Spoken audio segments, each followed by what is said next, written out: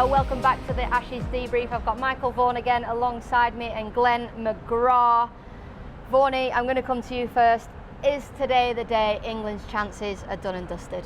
Yeah, I think so. You know, it was always going to be a long shot anyway, coming to the Adelaide Oval, 2-0 down, losing a toss. The pitch is dry. They've got Pat Cummins back, Nathan Lyon with over 800 Test match wickets. It's not going to be easy, but the batting today, they try, but the bowling from Australia was exceptional. And I think Jeffrey's always said for many, many years, you never judge a pitch until both teams have batted, both teams have bowled, and today the standard, I mean, Jofra Archer could easily have matched some of those Australian bowlers today. He's been magnificent, but the rest of the England seamers, you know, when you put them up against Boland, Cameron Green, Pat Cummins, Mitchell Starc, it's been chalk and cheese. Australia today were absolutely class. Well, talking about England, they've been outplayed today. They've been outplayed in this series so far. The question I've got to you guys, are they good enough? Well, I think they're good enough, but just what game do they go out there and play? They wanted to come here and be ultra positive, and they're playing shots against what the conditions. You've got to be adaptable on top of it. And I think the first two games, especially the one in Brisbane, they weren't adaptable enough. A little bit the same in Brisbane. Now they've come here and they're not sort of sure what to do. I think they're quality players, there's no doubt about it. You know, you've got guys like Harry Brook, Joe Root, you know, Crawley, Duckett, Pope. They're all quality players, but yeah, they haven't been able to adapt to the conditions quick enough. My biggest concern, a little bit what Vaughanie was saying, is England bowlers just haven't bowled consistent enough.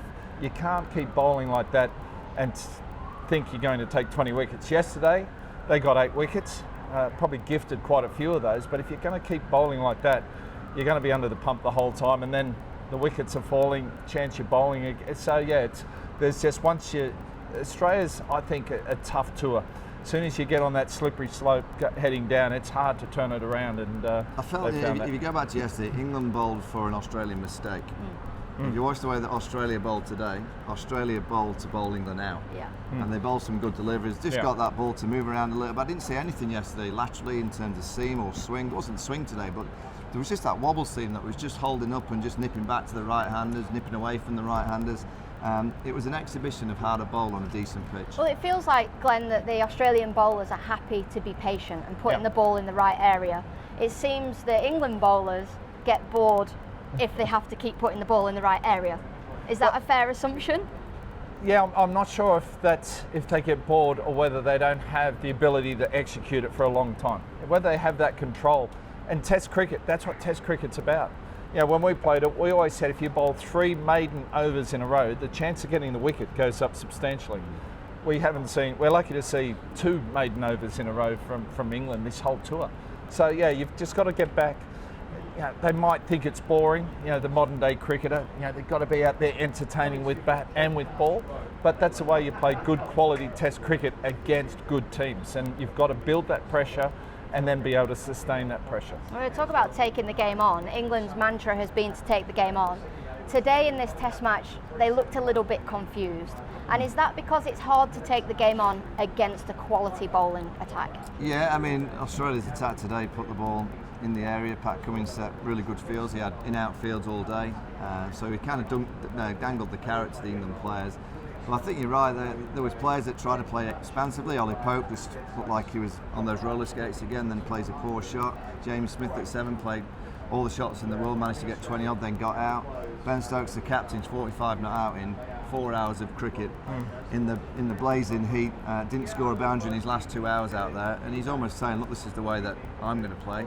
I'd love to know what's been talked about in the last few days, because, you know, and also I'd like to know what Baz McCullum thought of today's play, because that was not a Baz McCullum style batting display. And that's what I mean. Is that confusing then? But it's the right approach. Yeah. You know, I looked at today and I was watching thinking, oh, if you'd have had this approach, day 2 in Perth, you're 100 runs ahead of Australia, 1 wicket down. If the talk in the dressing room, which probably has been the talk in the last few days after Noosa, to come and play with a little bit more attrition. If that conversation had happened at lunch on day 2 in Perth, bat, dig in, play attritionally, if they bowl you good balls, that's fine. England would have set Australia something that maybe they would have got over the line in the first Test match. It's all coming a little bit too late, the way to bat in Test match cricket. It's been 15 years, 17 Test matches since England have won here, Glenn. Yeah. When do we start talking about a mental block? We know how hard it is to play in Australia, but is there a mental block with England teams touring Australia? Well, you look at India for Australia, last frontier. You go there as an Australian. It's always tough.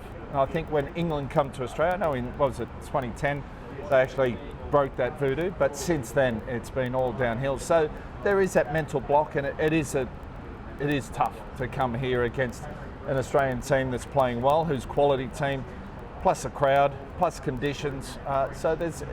And you've got to prepare as well as you can. So whether the scheduling is tough, whether those players should have gone to play white ball cricket in New Zealand, or whether more of them should have come. I think back to 2010, all the fast bowlers came out early. They all went up to Brisbane and bowled and got used to the conditions before the team even got here. So it's that preparation that really pays dividends at the end of the day. So they've got to find ways to break this voodoo. At the moment, they're in a bit of no man's land. It'll take a miracle to get out of the trouble they're in for this test. Absolutely will. Vaughan, you've toured Australia, you've won in Australia. How do you then flip it? England, it's going to be so hard for them. They're 2-0 down, virtually on the end of losing 3-0. The Ashes are gone. What do they possibly do from here? Well, I won one test, so I didn't win here in the series. But I look back to actually 2002-3. We were 4-0 down, went to Sydney, won a test match. I actually learned a huge amount about the next few years from winning that one game. So what they can't think is, there's nothing to gain from the next two games. If this goes wrong, and it looks like it may do, Melbourne and Sydney is still opportunities to try and learn for the next time that they come, or the next time that they play Australia. And this England side, there's a lot of players that should still be coming in 4 years' time. There'll be one or two that go by the wayside, a couple of the senior pros might disappear, but what I don't want English cricket to do is suddenly go, right, all these players have failed it, right, put them in the bin, we'll start again. What's really important... Lob them in the recycling bin, bring them back out. Well, yeah, because in 4 years' time, a lot of these players will be 4 years more experienced. They've experienced this now. A few experienced the last trip. So you just want more of your players to be hardened playing in these conditions. And obviously by the next time we come around, maybe send the bowlers a little bit early to make sure they've got a few overs in the legs. But, English cricket is very, very kind of every 4 year cycle. Home and away Ashes series. I just hope this, and one or two need to go because there's one or two that aren't good enough to play at this level. But a number of them have got enough talent that if they're coached correctly, managed correctly, given the right kind of preparation to play cricket, they're going to be fine in 4 years' time. It's the only way I can think that England may be competitive in 4 years' time if they stick with a few of the players that have had a bit of experience, even though it's bad experience. Bad experience is better than no experience. And the other side is Australia's going to be a completely different team in 4 years. And so I don't mind players going out and being prepared to back themselves and make mistakes, but you've got to learn from that mistake, so when you're in that same position next time, you don't make the same one. So massive learning opportunities here, but it's how they adapt and what they take out of it that will make them mentally tougher, or they'll fall by the wayside. Talking of mistakes, there's been a few in this test match from the same sort of technology. We've got to talk about it again, Vaughanie, because Mitchell Starc down the stump mic said Snicko needs to be sacked. There's been controversy, there's been talk all around. Snicko's having an absolute howler. I mean, when you put the camera in the truck of Snicko and you see an Australian shirt with a can of VB shouting Aussie, Aussie, Aussie, oi, oi, oi, for every decision they make, gives it away a bit, doesn't it? Feels like someone's just in there going da da da da da da da. Oh, it's a shocker. Yeah. It's a shocker. It's wrong. I mean, you can clearly see now the players have lost trust in it. The umpires out in the middle. I just want them to make decisions, but they've lost faith in the town. I've lost faith in this Snicko system. I feel bad for the third umpire that's having to make what I'm guessing what he knows is the wrong decision. Jamie Smith, clear gap between bat and ball, and he's gone, oh, I've got to give that out. So what I'll add there, I agree, Snicko has been rubbish. So we need to find something that's more consistent. My issue with the two decisions today, both with Smith, was the process. The umpire's not making a decision. He's walking over. What's he want to check? He wants to check if it's carried. Why is the third umpire even checking Snicko? Just check. Did it carry?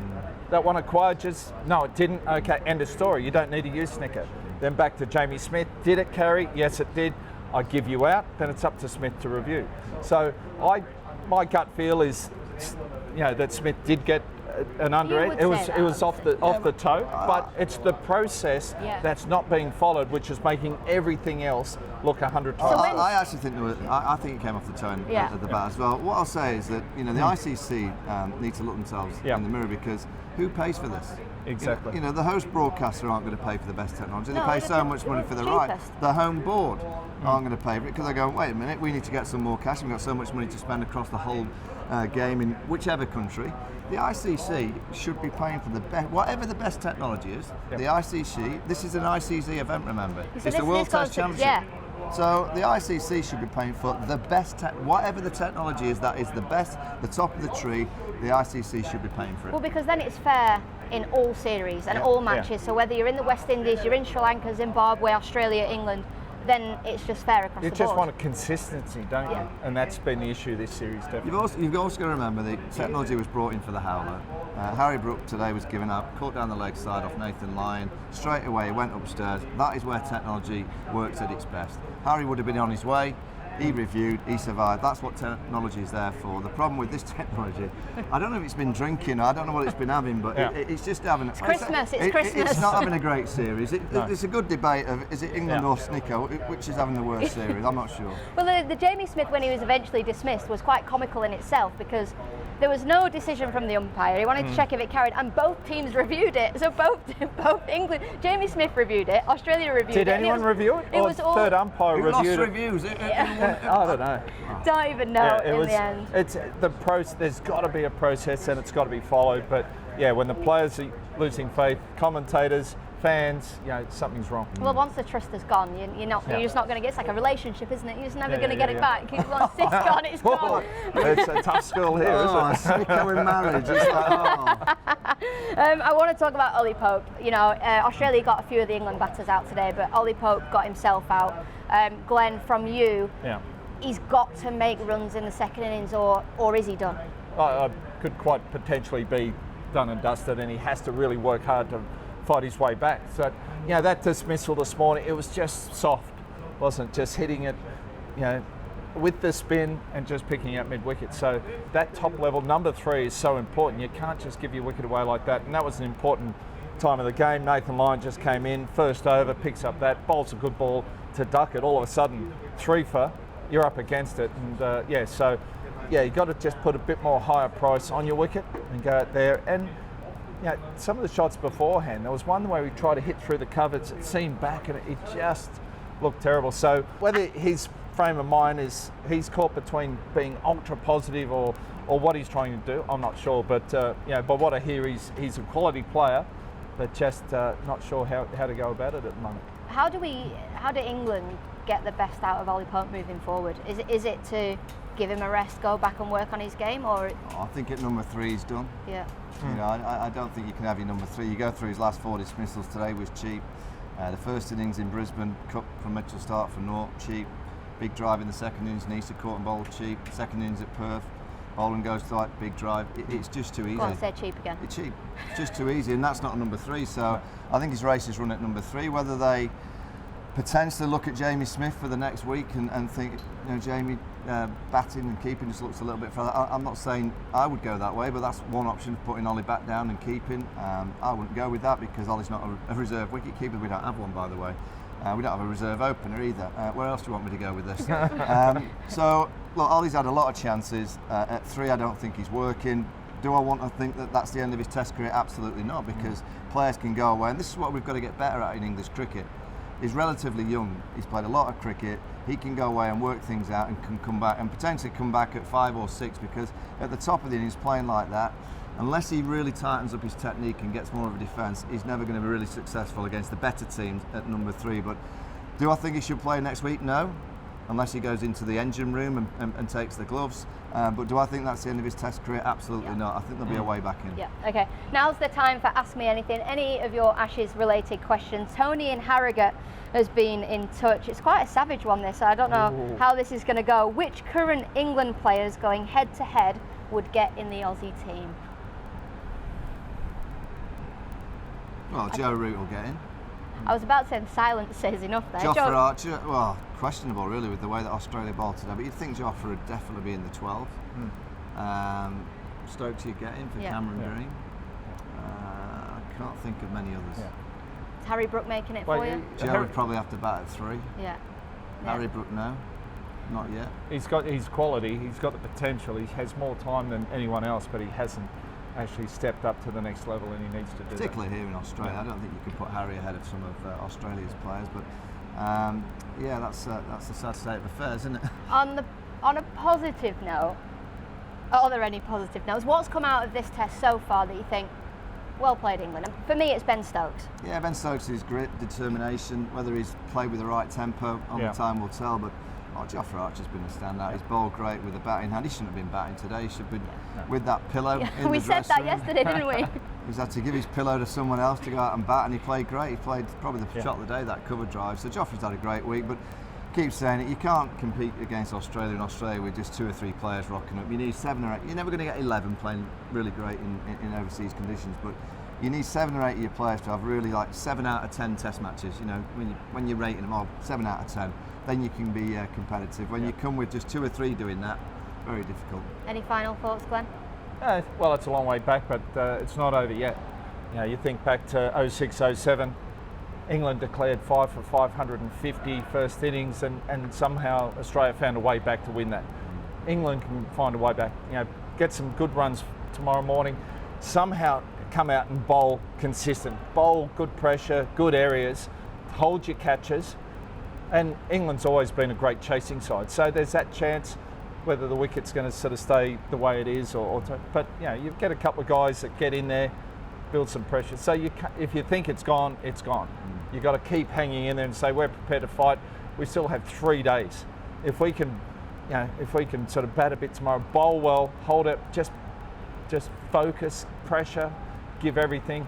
You just never know, but it is a long way back. Well, I never thought we'd hear an Australian be so positive about England. Glenn, Vaughan, thank you very much. Thank you for joining. We'll be back every night at the end of play for the Ashes Debrief. And don't forget, the highlights will be on the iPlayer from 5 p.m.